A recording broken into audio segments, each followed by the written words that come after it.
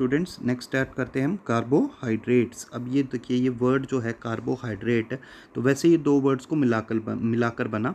कार्बो का मतलब तो कार्बन से है और हाइड्रेट का मतलब है वाटर से। तो कार्बोहाइड्रेट्स हम उन्हें कहेंगे जो हाइड्रेट्स होंगे। किसके हाइड्रेट्स होंगे? कार्बन के। कार्बन के हाइड्रेट्स का मतलब हो गया कि कार्बन एटम के साथ कुछ वाटर मॉलिक्यूल्स ज्वाइन होंगे। लेकिन ये डेफिनेशन जो है ये बिल्कुल एग्जैक्ट डेफिनेशन नहीं है, इसको रिजेक्ट कर दिया गया। रिजेक्ट क्यों किया गया? क्योंकि हमें कुछ ऐसे एग्जाम्पल्स मिल गए जो हाइड्रेट्स तो होते थे कार्बन के, पर वो कार्बोहाइड्रेट नहीं होते हैं। जैसे कि देखिए, ये एक एग्जाम्पल लिखा है CH3COOH। तो आप ये जानते हैं बेटा, ये एसिटिक एसिड है। ये कभी भी कार्बोहाइड्रेट की तरह हमने नहीं बताया होगा आपको, या किसी ने भी नहीं बताया होगा। तो ये एसिटिक एसिड है, लेकिन ये फॉर्मूले वाइज तो हाइड्रेट बन जाएगा कार्बन का। ये देखिए 2 कार्बन आ गए और वाटर भी 2 आ गए। फॉर्मूले से चेक कर सकते हो आप एटम्स गिनकर। और इसी तरह से ये फॉर्मेल्डिहाइड वाला एग्जाम्पल भी देखिए, ये भी हाइड्रेट ऑफ कार्बन बन सकता है। कैसे? सिंगल कार्बन है, ये 1 है, यहाँ पे 2 नहीं आएगा, देख लेना। ये 1 कार्बन है और H2, ये H2 और ये एक O, तो H2O यानी C1H2O1, ऐसे ये बन सकता है। पर ये तो क्या होता है? ये फॉर्मेल्डिहाइड होता है, एल्डिहाइड होता है ये, ना कि कार्बोहाइड्रेट। तो इसलिए इस डेफिनेशन को, कि कौन सी डेफिनेशन? ये कि कार्बोहाइड्रेट्स क्या है? हाइड्रेट्स ऑफ कार्बन, इस डेफिनेशन को हमने कैंसिल कर दिया। अच्छा, अब एग्जैक्ट डेफिनेशन क्या है? तो देखिए, एग्जैक्ट डेफिनेशन जो हमें बताई गई वो ये है, the carbohydrates are known as optically active polyhydroxy aldehyde और कीटोन। ये इसकी एग्जैक्ट डेफिनेशन है। अब इस एग्जैक्ट डेफिनेशन में देखिए क्या आ गया, ये कैसा ग्रुप होना चाहिए? कहता है या तो एल्डिहाइड ग्रुप होना चाहिए या कीटोन, दोनों में से कोई एक ग्रुप होना चाहिए। दूसरी बात आ गई ऑप्टिकली एक्टिव। अच्छा, ये मैं बाद में बताता हूँ, पहले ये बता देता हूँ। हाइड्रोक्सी ग्रुप होता है बेटा OH ग्रुप। तो पोली मतलब होता है मैनी, तो यानी दूसरी बात उसमें क्या होनी चाहिए? OH ग्रुप जो है वो एक से ज़्यादा होने चाहिए। मैं रिपीट करता हूँ, देखो क्या क्या कहा इसने कहा कार्बोहाइड्रेट होने के लिए उसमें या तो एल्डिहाइड या कीटोन, दोनों में से कोई एक ग्रुप होना चाहिए, और साथ में पॉलीहाइड्रोक्सी यानी OH ग्रुप एक से ज़्यादा होने चाहिए। अच्छा, फाइनली ऑप्टिकली एक्टिव होना चाहिए। अब ऑप्टिकली एक्टिव, वैसे तो ये हेलोल्केन हेलोअरीन का जो यूनिट था ना, वहाँ आपने लिखा होगा, लेकिन मैं साथ में कुछ और भी चलो मैं एक सिंपल सा तरीके से बता देता हूँ कि ऑप्टिकली एक्टिव कैसे पहचानोगे। ऑप्टिकली एक्टिव के लिए क्या होता है? जो कार्बन होता है, उस कार्बन की चारों बॉन्ड्स, 4 बॉन्ड बनाता है कार्बन, उन चारों बॉन्ड्स में जो ग्रुप लगे होते हैं, इस तरह से 4 ग्रुप लगे होंगे, ये चारों ग्रुप अगर डिफरेंट हों तो ये कार्बन ऑप्टिकली एक्टिव है, और ओवरऑल मॉलिक्यूल भी ऑप्टिकली एक्टिव मान लिया जाएगा। तो सिंपल है, ये 3 चीज़ें आ गई। सबसे पहले हमने क्या कहा? कार्बोहाइड्रेट के लिए एल्डिहाइड या कीटोन, दोनों में से कोई एक ग्रुप होना चाहिए। फिर हमने कहा पॉलीहाइड्रोक्सी यानी OH ग्रुप जो हैं वो एक से ज़्यादा होने चाहिए। फिर हमने कहा ऑप्टिकली एक्टिव मैंने बता दिया कैसे ढूंढना है। ऐसा कार्बन ढूंढना है जिसके चारों बॉन्ड्स में जो ग्रुप लगे होंगे वो अलग अलग ग्रुप लगे हों।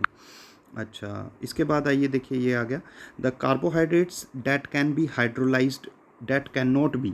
ठीक है, ये है that can not be hydrolysed further, यानी जिसको और ज़्यादा वाटर में अगर आप डिज़ोल्व करो तो वो और ज़्यादा सिंपल यूनिट में ब्रेक ना हो, यानी वो सबसे छोटा है, खुद सबसे छोटा है, इसीलिए उसको पानी में डाल भी दो, डिज़ोल्व कर भी दो, तो और ज़्यादा सिंपल यूनिट कार्बोहाइड्रेट की नहीं बनती है।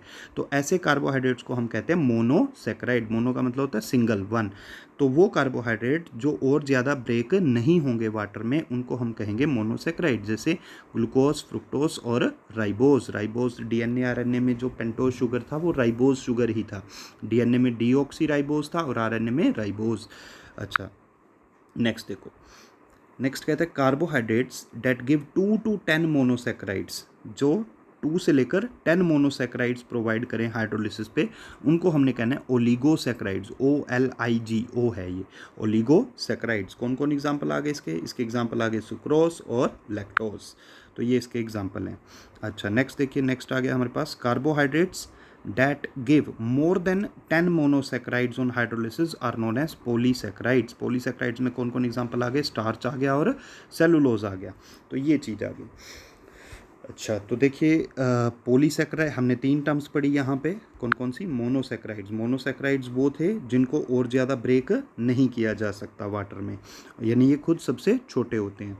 अच्छा, उसके बाद पढ़ा हमने ओलिगो कौन है? जिनको अगर वाटर में आप डिज़ोल्व करोगे तो उनसे सिंगल मॉलिक्यूल से 2 से लेकर 10 छोटे यूनिट्स मिल सकती हैं। जैसे कि सुक्रोस और लैक्टोज। अच्छा, नेक्स्ट बात करते हैं।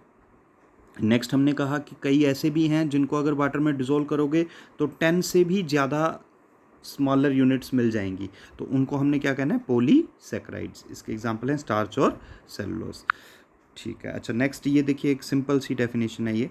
Carbohydrates which are sweet in taste, यानी जो मीठे होते हैं, जिनको टेस्ट करोगे तो वो मीठे लगेंगे, उनको हम शुगर भी कह देते हैं। शुगर वैसे भी आपको पता ही है किसके लिए यूज़ करते हैं घर पे। तो ये चीज़ आ गई कि वो कार्बोहाइड्रेट्स जिनको खाने में टेस्ट स्वीट आए उनको हम शुगर कह देते हैं। और एग्जाम्पल्स में देखिए, ऑल मोनोसेक्राइड्स एंड डाइसेक्राइड, जितने भी मोनोसेक्राइड और जितने भी डाइसेक्राइड्स होते हैं वो सारे इसी कैटेगरी में आते हैं, शुगर की कैटेगरी में। अच्छा, नेक्स्ट बात करते हैं। नेक्स्ट हमारे पास आ गए carbohydrates which are not sweet in taste, जो खाने में टेस्टी स्वीट इन टेस्ट ना हो, उनको क्या कहना है, नॉन शुगर्स। तो जो मीठे हैं वो शुगर हो गए बेटा, जो मीठे नहीं हैं वो नॉन शुगर हो गए। और इसके क्या एग्जांपल हैं, ऑल पॉलीसेकेराइड, स्टार्च और सेलुलोज, ये सारे इसके एग्जांपल आ जाएंगे। अच्छा, नेक्स्ट एक और ये भी डेफिनेशन है, carbohydrates which contain free aldehyde और कीटोन ग्रुप और रिड्यूस फैलिंग सॉल्यूशन और Tollens reagent are known as reducing sugars. और इसके एग्जांपल है मोनोसेक्राइड, जैसे कि और सभी मोनोसेक्राइड्स हैं, और साथ में ये माल्टोज और लैक्टोज, ये भी इसके एग्जांपल हैं। अब ये मैं एक बार बता भी देता हूँ, ये क्या कह रहे हैं कि वो कार्बोहाइड्रेट जिनमें एल्डिहाइड या कीटोन ग्रुप फ्री हो। फ्री का मतलब ये होता है कि वो एज इट इज़ है, यानी वो किसी दूसरे से रिएक्ट नहीं कर रहा है, तो उनको हम कहेंगे रिड्यूसिंग शुगर्स। और इनकी पहचान एक और भी होगी कि हमें कैसे पता चलेगा ये फ्री है, यानी क्योंकि एटम दिखाई तो देते नहीं है। तो इसका ये इसने पहचान रखी है कि वो टोलन टेस्ट या फैलिंग टेस्ट शो कर देते हैं। ये एल्डिहाइड कीटोन चैप्टर में हमने पढ़े थे दोनों टेस्ट, तो ये वो टेस्ट शो कर देंगे। तो ये थे रिड्यूसिंग। अच्छा, अब इसके अपोजिट आ जाएंगे। अपोजिट में वो कार्बोहाइड्रेट्स जिनके पास फ्री एल्डिहाइड, यहाँ पे मेंशन कर लेना बेटा, ये चीज़ यहाँ पे थोड़ा दिख नहीं रही, फ्री एल्डिहाइड आएगा, which do not have free aldehyde और ketone group and do not reduce Fehling solution और Tollens reagents are known as non reducing sugar. और जितने भी पॉलीसेकेराइड हैं वो सारे क्या हैं, नॉन रिड्यूसिंग। तो वो कार्बोहाइड्रेट्स जिनके पास फ्री एल्डिहाइड या कीटोन नहीं है उनको हमने नॉन रिड्यूसिंग कहना है। और क्योंकि ये नॉन रिड्यूसिंग हैं तो ये टोलन या फैलिंग टेस्ट भी शो नहीं करेंगे। अच्छा, नेक्स्ट बात करते हैं। If a monosaccharide contain aldehyde group then it is known as aldose. अगर एल्डिहाइड ग्रुप प्रेजेंट होता है तो उसको एल्डोज कहते हैं, जैसे कि ग्लूकोज इसका एग्जांपल है। अच्छा, इसी के बाद if a monosaccharide contain ketone group, अगर मोनोसेक्राइड जो है उसमें कीटोन ग्रुप हो तो उसको कीटोज कहते हैं। देखो सिंपल है, एल्डिहाइड होगा तो एल्डोज कहना है, कीटोन होगा तो कीटोज कहना है। और कीटोज का क्या एग्जाम्पल है, फ्रक्टोज। अच्छा, नेक्स्ट ये भी काफ़ी इजी है। देखिए, मोनोसेक्राइड में अगर कहता है 3 कार्बन एटम है तो उसको ट्राइयोज भी कह देते हैं, 4 हैं तो टेट्रोज कह देंगे, 5 हैं तो पेंटोज कह देंगे, 6 हैं तो हेक्सोज कह देंगे, इस तरह से। नेक्स्ट, अब इसमें सबसे पहले हम जो स्टडी करने जा रहे हैं मोनोसेक्राइड में वो है ग्लूकोज। ग्लूकोज कहाँ प्रेजेंट होता है, फ्रूट्स में और हनी में। अच्छा, इसकी प्रिपरेशन पे चले जाते हैं। प्रिपरेशन इसकी होती है सुक्रोस या शुगर, केन शुगर जिसको कहते हैं। तो ये फॉर्मूला है C12H22O11। इसकी हाइड्रोलिसिस यानी वाटर से रिएक्शन कर दो, किसकी प्रेजेंस में, एसिड की प्रेजेंस में। यहाँ पे कई बार H पॉजिटिव भी लिख सकते हैं, ये जो लिखा है डाइल्यूट HCl डाइल्यूट वो भी ठीक है, या H पॉजिटिव भी लिख सकते हैं। और 2 चीज़ें बनेंगी, ग्लूकोज और फ्रक्टोज। अच्छा, फ्रॉम स्टार्च और सेलुलोज, स्टार्च और सेलुलोज से भी बन सकता है। अब स्टार्च और सेलुलोज जो होते हैं ये होते हैं हमारे पॉलीसेकेराइड, यानी नंबर ऑफ N, ये जो लिखा हुआ है ये क्या है, N क्यों है, क्योंकि पॉलीसेकेराइड है, मतलब पॉलीमर होते हैं ये। और इनका जनरल फार्मूला होता है C6H10O5 और N लिख दिया और इसकी वाटर से रिएक्शन कर दी तो हमारे पास ये बन गया C6H12O6। अच्छा, इसके बाद हमने इसके स्ट्रक्चर को लेकर कुछ रिएक्शंस करी, तो ये रिएक्शंस हमने ध्यान रखनी है। देखो, सबसे पहले हमने क्या किया, ग्लूकोज की रिएक्शन करी HI से, तो क्या बना, N हेक्सेन बना, एन हेक्सेन, एन का मतलब होता है स्ट्रेट चेन में, स्ट्रेट में ये देख रहे हैं, और हेक्सेन बना। तो ये एक रिएक्शन हुई। अब ये रिएक्शन तो हो गई, लेकिन इससे प्रूव क्या हुआ?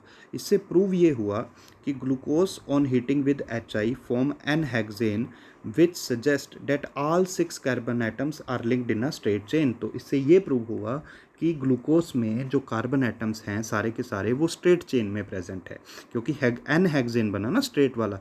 तो ये चीज़ है, मतलब ये जो रिएक्शन सब लगे ना करने, ये रिएक्शन से हमें ग्लूकोज के स्ट्रक्चर के बारे में इंफॉर्मेशन निकालनी है।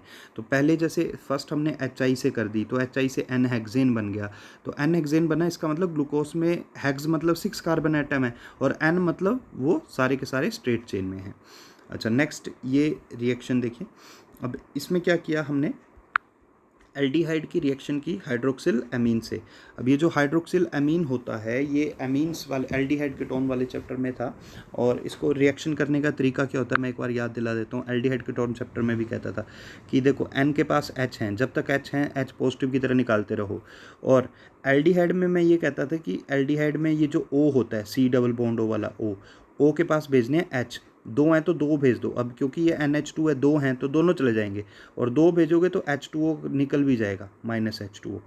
और ये कहता था कि O के पास तो H भेज दिया, और पीछे जो बच गया, पीछे कौन बचा, N, उसकी बॉन्ड बना दिया करो C से, इस C से। ये रिएक्शन होती थी, वही हमने यहाँ पे की है। देखो मैं फिर बता देता हूँ। देखिए रिएक्शन किससे की, हाइड्रोक्सिल एमीन NH2OH से। अब इस रिएक्शन में ये भी देखो, ये जो पार्ट है ये देखिए CHOH 4 टाइम्स और CH2OH, ये पार्ट सेम आ गया, इसमें कोई चेंज नहीं आएगा। हुआ क्या, यहाँ से गया H2 और यहाँ से गया O, ये H2 निकल गया, और जो बचा वो लिख दो।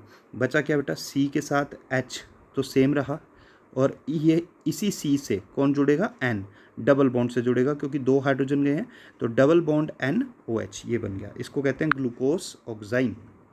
और ये जो रिएक्शन होती है ये कौन शो करते हैं, एल्डिहाइड शो करते हैं। अच्छा, एक साइनोहाइड्रिन की रिएक्शन भी पढ़ी थी आपने। अब साइनोहाइड्रिन किससे होता था, HCN से रिएक्शन करने पे बनता था। तो वही ये किया है, ये देखो ग्लूकोज और HCN। अब इस रिएक्शन को भी मैं बता देता हूँ, सेम वही चीज़, O के पास किसको भेजना है, H, और जो बच गया यानी ये CN, ये किससे जुड़ जाएगा, ये इस C से जुड़ जाएगा। सिंपल है रिएक्शन। तो वही हुआ है, देख सकते हो आप। ये देखो ये CH जो था, ये वाला CH है इधर, ये CH तो सेम आ गया, और जो O था, ये CHO का O जो है, इसके पास H चला गया, ये OH बन गया, और जो CN बच गया, ये H चला गया ना, O के पास OH बन गया, और ये CNC से जुड़ गया, तो ये CN, और ये सारा ग्रुप नीचे वाला जो है वो तो सेम एज इट इज चलता रहेगा। तो ये क्या बन जाएगा इस तरह से, ग्लूकोज साइनोहाइड्रिन।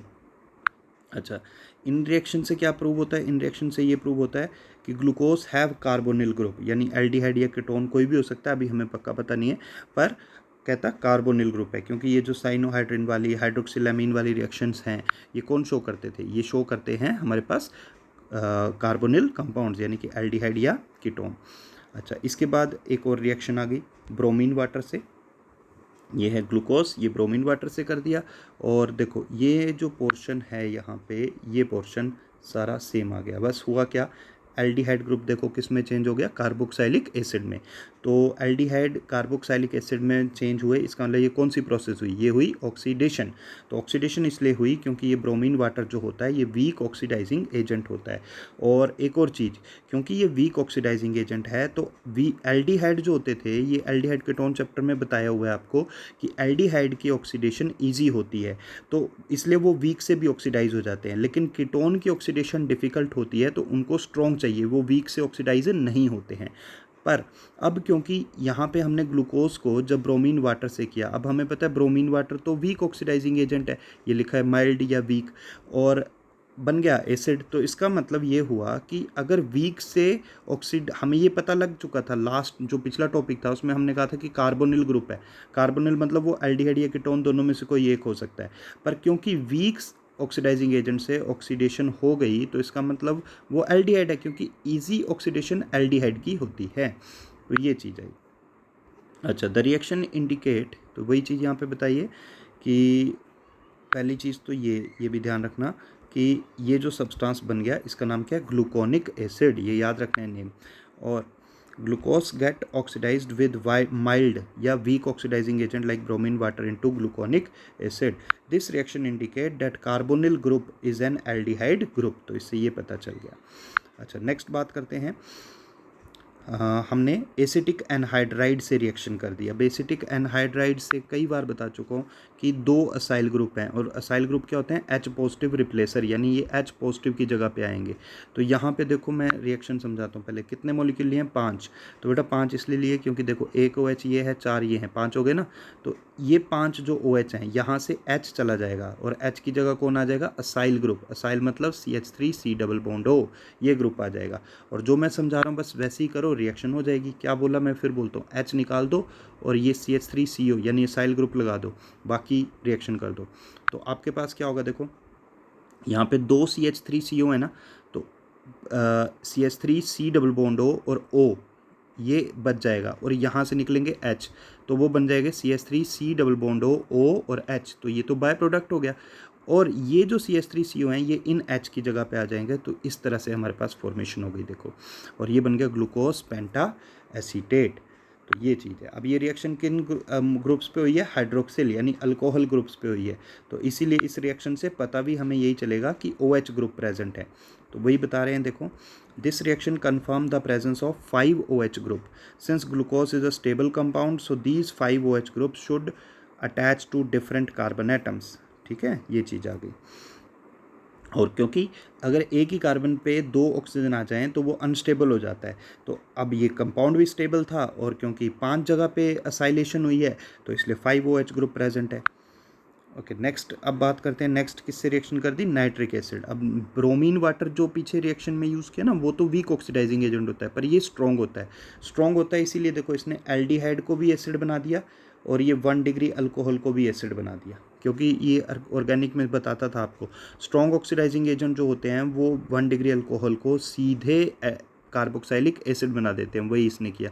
और क्योंकि है तो स्ट्रॉन्ग ऑक्सीडाइजिंग एजेंट, तो एल्डिहाइड को तो एसिड बना ही देगा, और वही इसने किया। और ये जो सब्सटेंस बन गया, ये क्या बन गया? Saccharic acid. ये वाली पोजीशन सेम आ गई। अच्छा, इससे क्या प्रूव होता है? और हाँ, एक चीज़ और, जो पीछे ग्लूकोनिक एसिड बनाया था उसको भी अगर HNO3 से करो तब भी ये सैक्रिक एसिड बनता है। यानी दोनों बातें ध्यान रखनी है। हमने ग्लूकोज की रिएक्शन करी HNO3 से, तब भी सैक्रिक एसिड बना। सैक्रिक एसिड याद रखना है, COH ऊपर और नीचे दोनों जगह आ जाएंगे, और बाकी ये सेम आ जाता है। और ग्लूकोनिक एसिड जो ब्रोमीन वाटर्स की रिएक्शन से बना था, पीछे चेक कर लेना, उसको करोगे तब वो भी सैक्रिक एसिड में चेंज हो जाएगा। अच्छा, on oxidation with strong oxidising agent that is HNO3, glucose as well as gluconic acid give saccharic acid. दोनों ही क्या प्रोवाइड करेंगे? सैक्रिक एसिड प्रोवाइड करेंगे। This indicate the presence of primary alcoholic group in glucose. तो इससे ये prove हुआ कि जो हमारे पास ग्लूकोज है उसमें कौन सा ग्रुप प्रेजेंट है? प्राइमरी अल्कोहलिक ग्रुप प्रेजेंट है, ये वाला CH2OH। तो ये जितनी भी रिएक्शंस वाले जो करवाए ना मैंने, ये सारी रिएक्शन ये जो दिख रही हैं, सबसे पहले HI से, फिर NH2OH से, फिर HCN से, उसके बाद ब्रोमीन वाटर, और ये एसिटिक एनहाइड्राइड, और लास्ट में ये नाइट्रिक एसिड से, ये बहुत इंपॉर्टेंट है। इसमें दोनों तरह से तैयार करना। एक तो पहले रिएक्शन जो है इनको लर्न करना। एक NCERT में क्वेश्चन है कि what happens when glucose react with, एक 3 पार्ट्स हैं उसमें, एक बार HI से पूछ लिया, एक बार Br2 से पूछ लिया, एक बार HNO3 से। तो इन 4-5 ये जो रिएक्शन है इनको लिख कर प्रैक्टिस करना, और हर एक में ध्यान रखना किससे क्या बनता है, नाम भी आना चाहिए। एक तो ये क्वेश्चन आता है एग्ज़ाम में, ज़्यादातर तो यही आता है जो मैं बोल रहा हूँ, पर कुछ 1-2 बार एग्ज़ाम में अपोजिट भी आया है। यानी उन्होंने क्या किया, जैसे मैं आपको एग्जाम्पल से समझाता हूँ, और हर एक के लिए वो याद रखना है, हर एक के लिए अलग अलग नहीं बताऊँगा, एक एग्जाम्पल से बता देता हूँ। जैसे उन्होंने क्या किया, ये क्वेश्चन दे दिया, क्वेश्चन ये बना दिया। यानी क्या बनाया क्वेश्चन? देखो उन्होंने कह दिया कि ग्लूकोज को रिएक्ट किया HI से तो N-हेक्सेन बना, बताओ इससे क्या प्रूव हुआ? तो इससे ये प्रूव होता है कि 6 कार्बन एटम्स हैं स्ट्रेट चेन में। तो ये चीज़ भी ध्यान रखनी है, मतलब रिएक्शन तो करनी है, लेकिन रिएक्शन के जो रिजल्ट हैं कि उनसे क्या प्रूव हुआ उनको भी अच्छे से समझना है। अच्छा, एक बार ऐसा भी हुआ था, इंपॉर्टेंट क्वेश्चन बना था ये भी, कि उन्होंने क्या किया, उन्होंने ये सारा ही बोल दिया क्वेश्चन में कि ग्लूकोज को HI से रिएक्ट किया, N-हेक्सेन बना, और इससे 6 कार्बन एटम्स होते हैं ग्लूकोज में, ये प्रूव हुआ। बताओ इसकी रिएक्शन लिखो, यानी अब रिएक्शन तो आनी चाहिए और जो रिजल्ट्स हैं वो भी आपको अच्छे से प्रिपेयर करने हैं।